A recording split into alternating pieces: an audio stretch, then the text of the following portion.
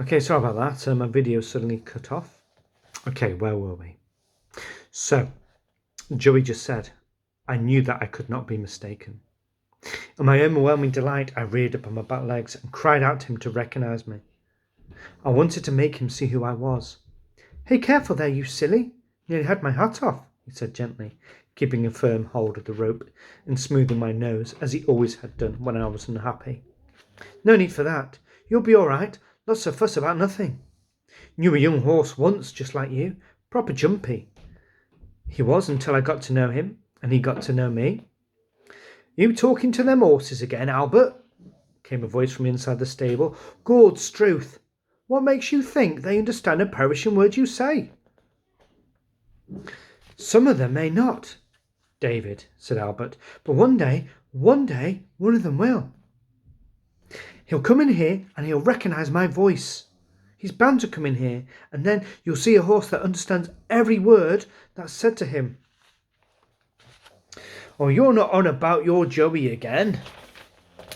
The head that came with the voice leant over the stable door.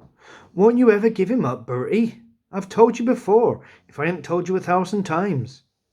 They say there's 500,000 ruddy horses out there, and you join the veterinary corps. Just on an off chance you might come across him.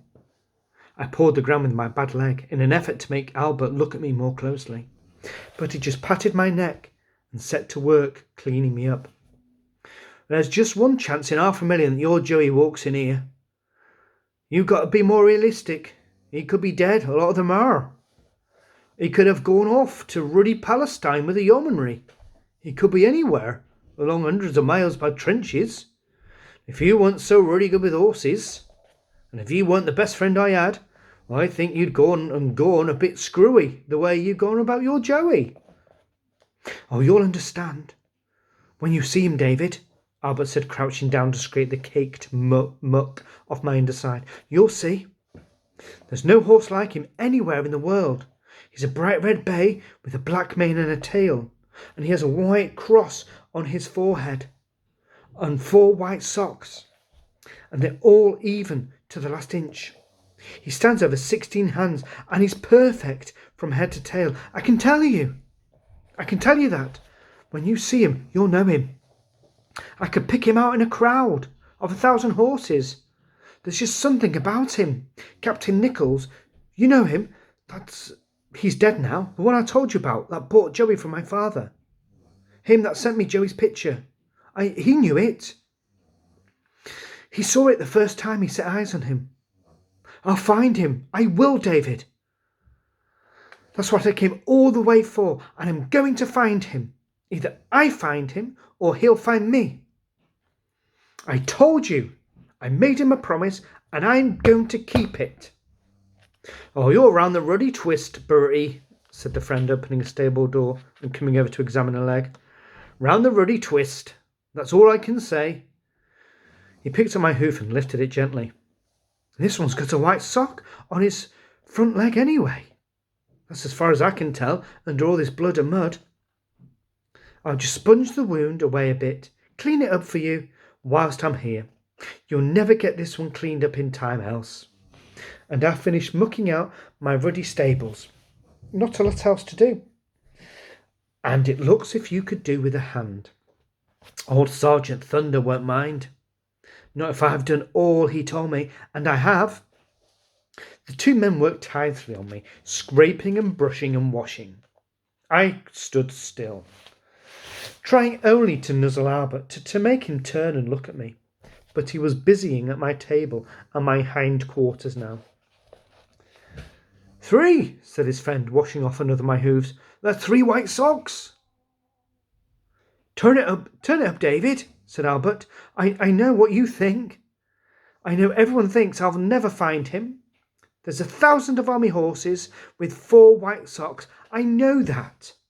But there's only one with a blaze in the shape of a cross on his forehead. And how many horses shine red like fire in the evening sun? I tell you, there's not another one like him. Not in the whole wide world. 4, said David. That's 4 legs and 4 white socks. Only the cross on the forehead now, and a splash of red paint on this ruddy mess. of a horse and you'll have your Joey standing here. Don't tease, said Albert quietly. Don't tease me, David. You know how serious I'm about Joey. It'll mean all the world to me to find him again. Only friend I ever had afore I came to the war. I told you. I grew up with him, I did. Only creature on this earth I felt any kinship for. David was standing now by my head. He lifted my mane and brushed him gently, at first, and then vigorously at my forehead. So, David didn't really believe Albert when he said about Joey will turn up. But David's starting to sort of think, hang on a minute, this could be Joey. But Albert's like, oh, don't tease me, stop it. But what will Albert do though when he recognises him? What will it, the chances are, like I said, 100,000 to 1. How can it possibly be? So it's blowing the dust away from my eyes. He peered closely and then set to again to brushing down towards the end of my nose and up again between my ears until I tossed my head with impatience. Bertie, he said quietly, I'm not teasing. Honest, I'm not. Not now.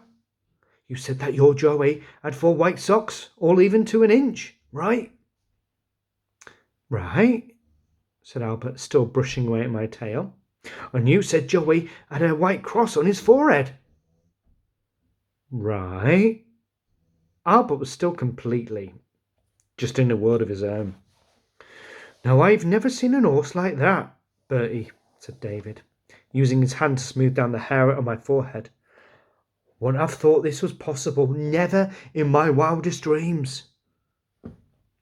Well, it is, I tell you, said Albert sharply, and he was red, flaming red in the sunlight, like I said. I wouldn't have thought it was possible, his friend went on, keeping his voice in check, meaning not sort of getting too excited. Not until now, that is. Oh, pack it in, David, Albert said, and there was genuine irritation in his voice now. I've told you, haven't I? I told you I'm serious about Joey. Just stop it. Stop teasing me. So I am, Bertie. Dead serious. I'm not messing. I'm serious. This horse has 4 white socks, all evenly marked, like you said. This horse has a clear white cross on his head. This horse, as you can see for yourself, has a black mane and a tail. This horse stands over 16 hands, and when he's cleaned up, he'll look pretty as a picture. And this horse is a red bay and all that mud, just like you said, Bertie. As David was speaking, Albert suddenly dropped my tail and moved slowly around me, running his hand along my back. Then, at last, we stood facing one another. There was a rougher hue to his face, I thought. He had more lines around his eyes, and he was broader, bigger man in his uniform than I remember. Why would Albert be broader now? Why would he have more lines under his eyes? But he was my Albert, and there was no doubt about it. He was my Albert. Joey, he said tentatively, looking into my eyes. Joey? I tossed my head and called out to him in my happiness, so that the sound echoed around the yard and brought horses and men to the doors of their stables. It could be, said Albert quietly. You're right, David. It could be him. And he untied my rope and pulled the halter off my head. Then he turned and walked away to the gateway before facing me, cupping his hands to his lips and whistling. It was his owl whistle, the same low, stuttering whistle he had used to call me when we were walking out together back at home on the farm all those long years ago. Suddenly, there was no longer pain in my leg, and I trotted easily over towards him and buried my nose in his shoulder. It's him, David, Albert said, putting his arms around my neck and hanging on to my mane. It's my Joey! I found him! He's come back to me just like I said he would. See, said Joey Riley. What did I tell you? See, not often wrong, am I? Not often, Albert said, not often. And not this time. That's the end of that paragraph. Chapter. Wow. Imagine that. The chances of that. Just what are they thinking at that moment in time? What is Albert thinking? Going through his head. And what's Joey thinking after all this time? All these people that he's lost.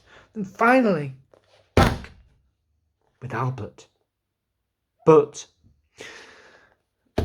as the story's been going on, as soon as Joey seems to find somebody, then something seems to happen. Fingers crossed, this will have a happy ending. Thank you and good night.